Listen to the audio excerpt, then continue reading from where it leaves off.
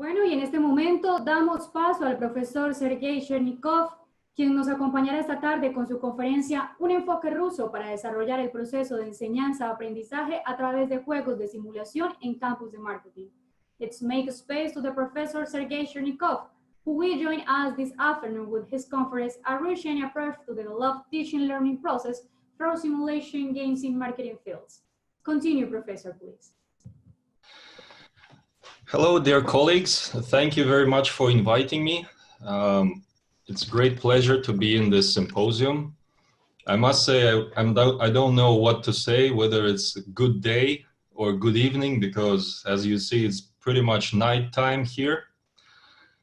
And thanks to my dear friend, Professor Jesus, for playing this beautiful traditional Russian music before the speech. It's pretty much like this music is pretty much like I don't know, cumbia colombiana, I think, or vallenato in Colombia. So it was very interesting to hear this. So I'm going to tell you a little bit about the experience that we've had in my university in applying simulation games to the regulations that we have about in learning process, in learning outcomes and learning process. So I'm going to share the screen with you now. Yeah. So, yeah, I hope you can see it. I hope you can all see this. So, what I'm going to be talking about today is pretty much this. So first, I will give you a more or less overview on what is the legislation in learning outcomes like in Russia, because we have quite a strict regulation here about it. Then I'll just shortly say what is this Ruden University that I'm coming from. Then I will shortly tell you why we decided to use simulations in teaching at all.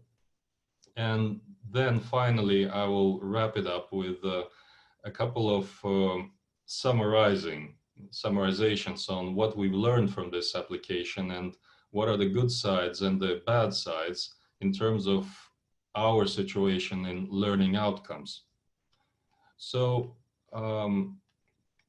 the problem in Russia is that the Russian legislation is pretty strict in terms of learning outcomes. So we have the so-called federal state education standards, which is basically a set of requirements that are like mandatory for implementation in all education programs, from schooling all the way up to higher education and PhD. So it involves all classes of schooling that we have for 11 years. Children go to school in Russia. So all this time they have to comply with this legislation. Then the technical education, then the higher education of all sorts. There is a standard for everything. And there are a bunch of them, so it's not a one law, of course. There's a school standard, there's a higher education standard, but they're basically all composed of three types of requirements. So it's the structure requirements. So these are it's actually stipulated what kind of courses you need to have in every education program. Then there's the material implementation, like how many teachers should you have for each education program, what kind of schooling you need to do, and sometimes it even goes very technical, like how big should the laboratory be to train doctors, for example. And in the end, it also stipulates the learning outcomes for every education program. So it's written down. It pretty much looks like this. So every education program should have all these things that you see now on screen stippled down.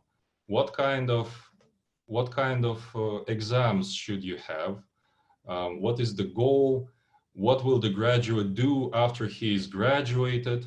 So what kind of jobs he can take? the learning outcomes that we also call competences, the matrix of competences. I'll show you a bit later what this is. So the training schedule, how long does the course take, and whether it's 1 lecture per week or 2 lectures per week. Academic plan, which is pretty much the same, but it's connected with seminars.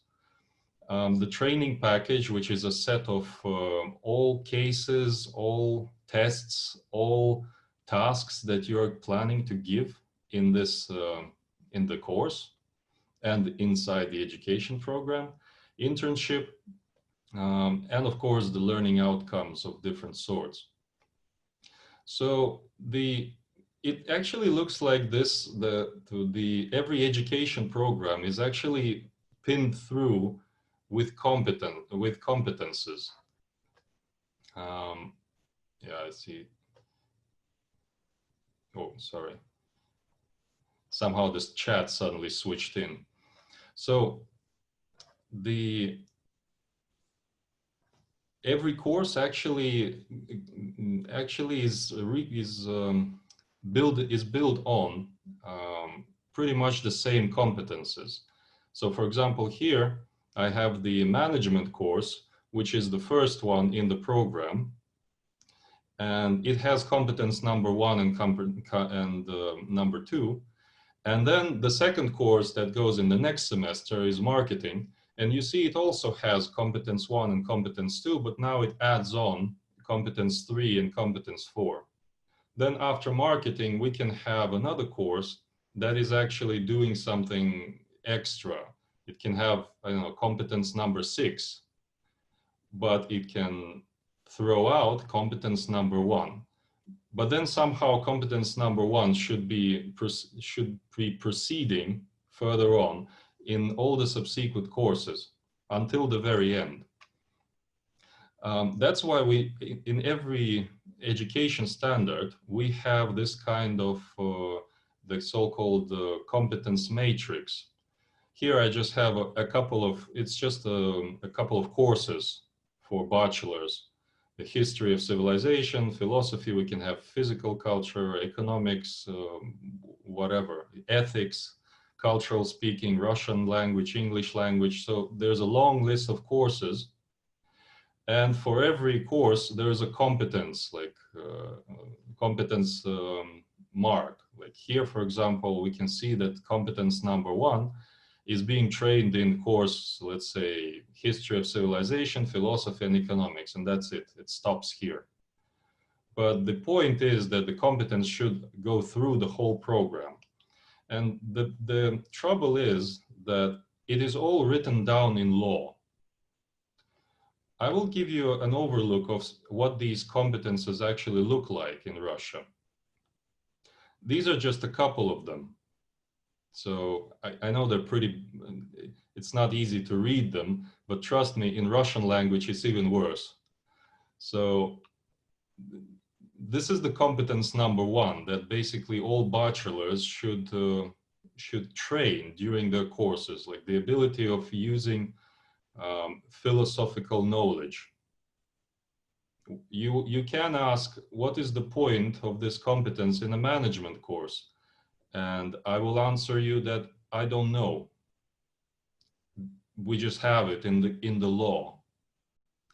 And although it's called, by the way, although the law is called a standard, it actually changes every year or 1.5 years. So maybe in 2021, the wording of the first competence can be different. We don't know. So, but for now, we're building all the programs depending on this.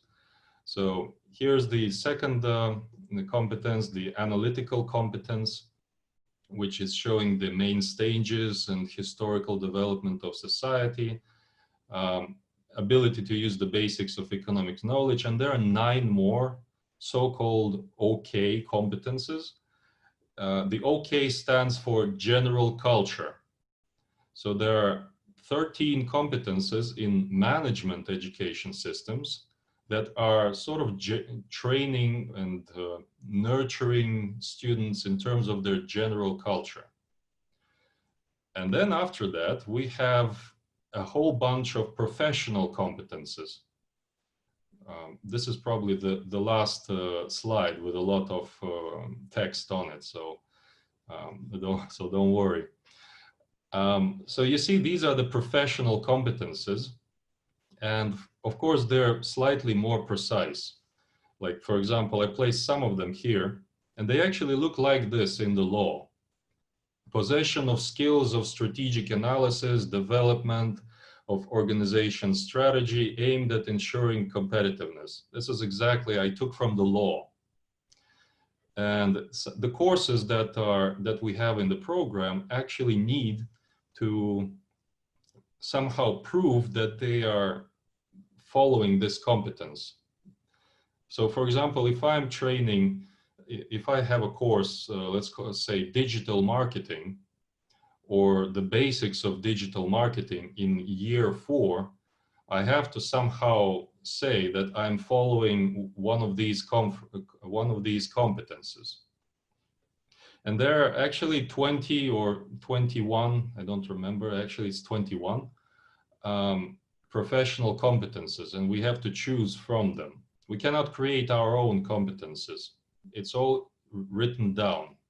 In order to change it, we have to pass it through Parliament, which is, as you understand, not very easy. So this is actually the good and at the same time the bad side of Russian legislation in terms of learning outcomes. Because in the end, what is happening is that it is a fixed list. And at the same time, as you see, it is slightly vague. It is not specific. And this creates a problem because technically speaking, I can say that, let's say, digital marketing is actually contributing to this first competence here, because digital marketing is frequently built in to organization strategy. So I can say, yes, this fits, but the experts that are coming and that are providing the universities with accreditation, they might not think so, because there is no strict rule on which courses fit into this competence number 3 and which courses don't. So this is, on the one hand, this situation is pretty good because we have a uniformity in all education that is given throughout whole Russia. We have 700 universities in Russia, and all of them teach the same competences as you see on the screen. On the other hand, this is a slightly rigid system, and it changes every 2 years. Practically speaking, by the way, as a professor, for me, this means that I have to provide a description of my course. And and this description should actually say which competences I am building up with my course and which tasks actually train which competence. So I have in my description of my courses, I actually have to say that here's a case about Starbucks, marketing in Starbucks. In the end, I have to write what kind of competence, like is it third one or number 10 or number 11 that this specific case is training. So I'm not pretty sure that it's the same in Latin American countries, but in Russia it's like this. So now I'm going to tell you a little bit about what is my university, and in very shortly, and just to explain why we decided to try this simulation thing. So the university is quite old, well, 50 years old. Comparing to Chinese universities, it's not even a teenager, but for Russia, it's quite old. So the idea was to create the most international university in USSR at that time. So currently the university is feeling pretty well. It's a classical university, so it has 12 faculties. We have chemistry, engineering, and economics, law. It's a typical classical university. And recently we've been going up in the ratings pretty well, as you see. So I think last year we finished at 392, and we were sort of entered a couple of other ratings as well. As you see, ratings are dominating everywhere. It's a problem for everyone. And in our university, I'm coming from the economics faculty, which is pretty big in terms of students and operations. So it's 2,600 students, well, depending on how you count, 250 teachers, quite lots of practical teachers working and teaching at the same time, lots of programs, lots of departments, and it's also a classical economic faculty. So we have we have management, we have marketing, we have finance, custom clearance, international trade, so you name it. It's quite big. So as you understand, as a classical university, we are not very agile. So we were focusing more on the traditional lecturing and traditional seminars and traditional case studies and tests and discussions and coursework. So everything that the universities are actually doing, the classical ones, that is.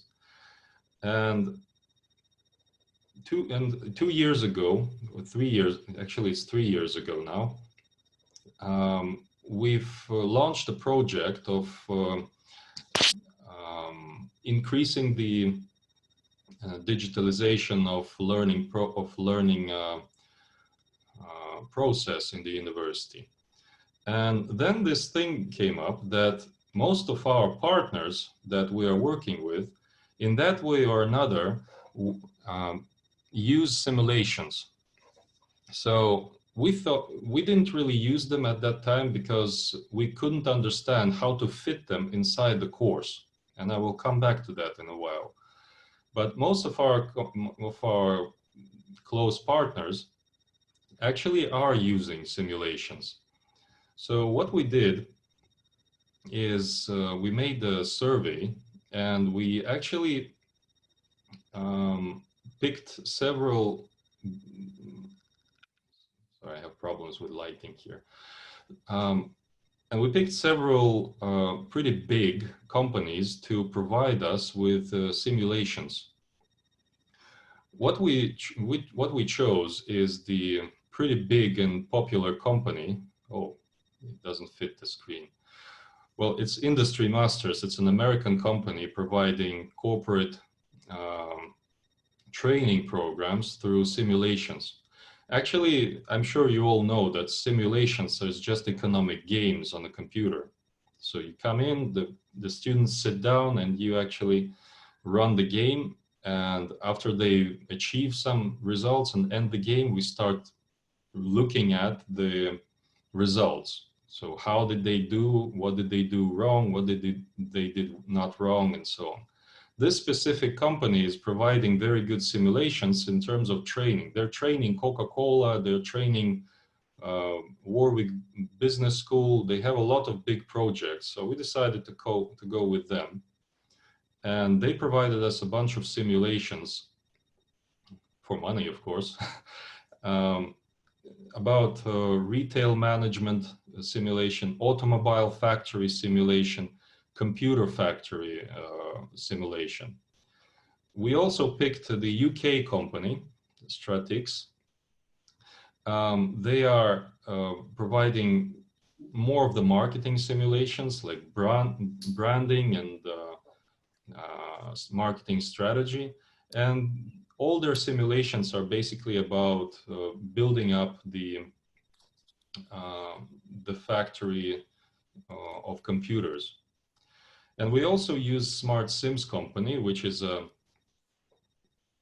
which is also a UK company, and it's more of a bachelor, simpler games that they provide. We used Music to Go, which is a music industry company management simulation. So we use these simulations for a semester, and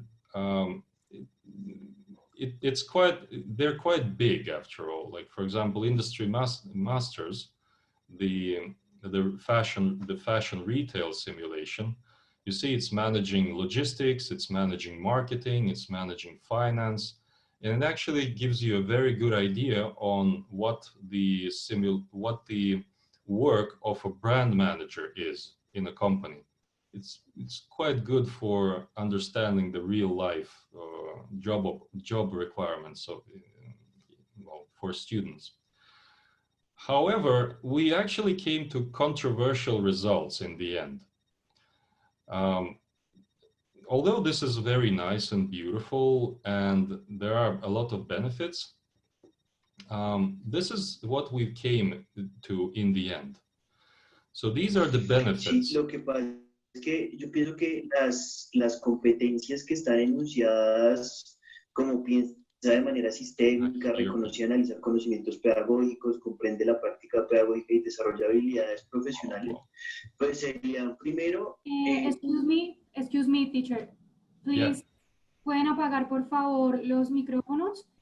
Las intervenciones que vayan a hacer las realicen al final y por favor en el chat para no interrumpir la conferencia del profesor Sergei. Muchísimas gracias. Continúe. Thank you, Samantha. So anyway, to continue, these are the benefits that we've found. So of course the students are happy. The students are thinking that they're touching on something new. And when I say students, I actually mean everyone. So whether it's master students or bachelor students or adults that are doing some additional lifelong learning stuff, everybody is happy to play this. Our companies, our employment companies, the companies that we're working with, like Nestle, Coca-Cola, Unilever, well, I'm speaking for marketing, of course. Financiers are working with banks, international trade students are working with somebody else.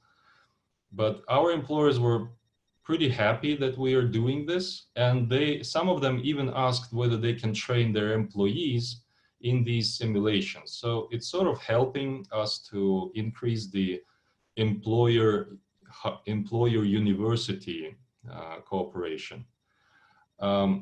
We can since we're learning this through simulations, we can always report everywhere that we are using advanced learning techniques, that this is like we're up to date, we are, you know, in digital age and everything. This is also good. And since the simulations are pretty complex, you can apply one simulation to several courses. Like this, any industry master simulation, for example, we managed to apply it to marketing, to logistics, to customs, to international trade, and even financiers. So everybody seems to be happy, but the downside is the learning outcomes. Because from the governmental point of view,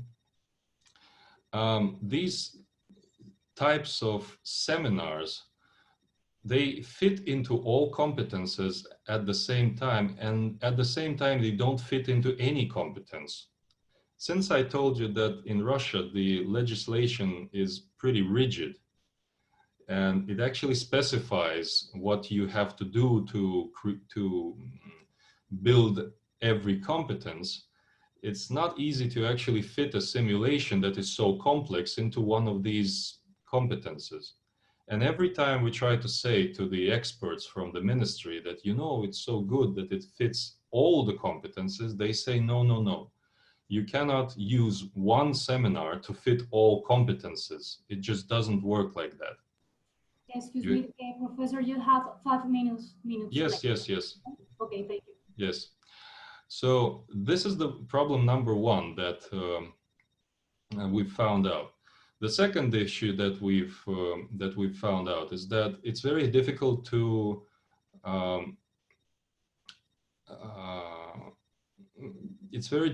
understand whether the student actually gained any learning outcomes during the simulation.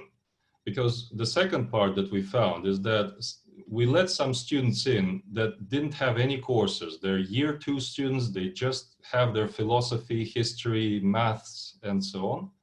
And we let them in, and after some time of gaming, they actually gains the same results as the 4th year students and the master students. Well, the master students were just the first round, so they didn't know the simulation well.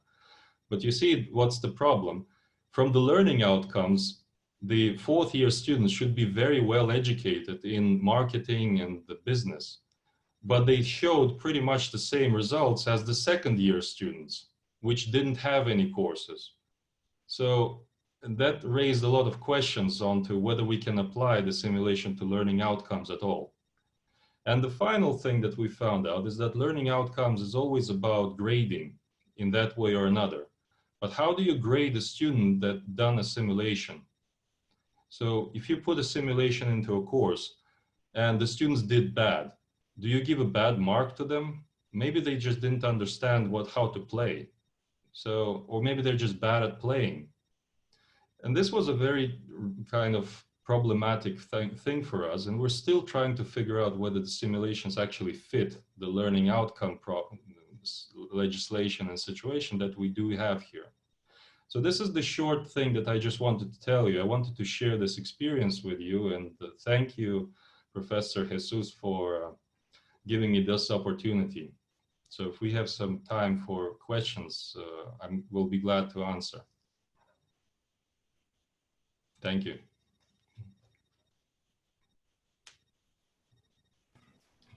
Okay, Professor Sergei, thank you very much for your intervention. I have 2 questions for you. The first one is, in your opinion, what's the main goal about working with learning outcomes in higher education? In my opinion, it is standardization and increased workload in terms of papers, which is always good for statistics. But in Russia, at least, when this situation came up, the main goal was to make it standard and to have the chance for ministry people to actually compare the programs of different universities together. And I'm pretty sure that learning outcome systems everywhere in the world have the same goal. That would be my opinion, that it's standardization.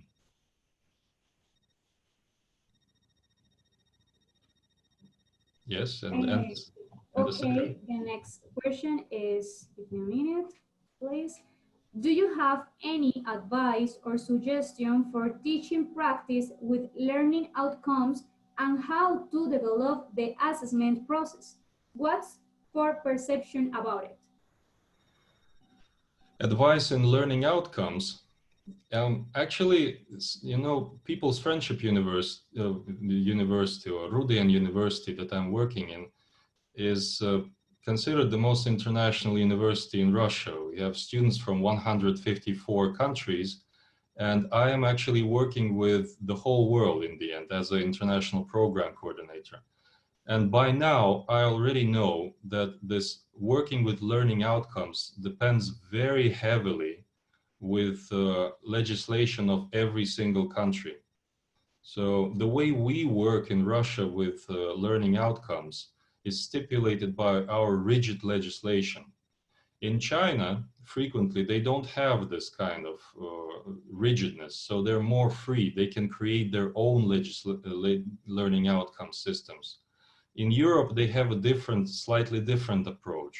In African countries, they have a third approach. In India and Iran, they have other approaches. So I cannot really say that there is an advice from my side in terms of learning with working with learning outcomes. But in this particular case, I would say that it is very difficult to combine the system of learning outcomes with simulations and these games, because they practically don't fit into each other. At least from our standpoint, it's difficult to fit them together, especially with the grading and the students without courses doing as well as educated students. So I would think that my advice is to be very careful to put these kind of practices into the learning process. That would be my advice. Just be careful. Okay, Professor, thank you very much again for your intervention. Thank you very much Okay, for inviting me.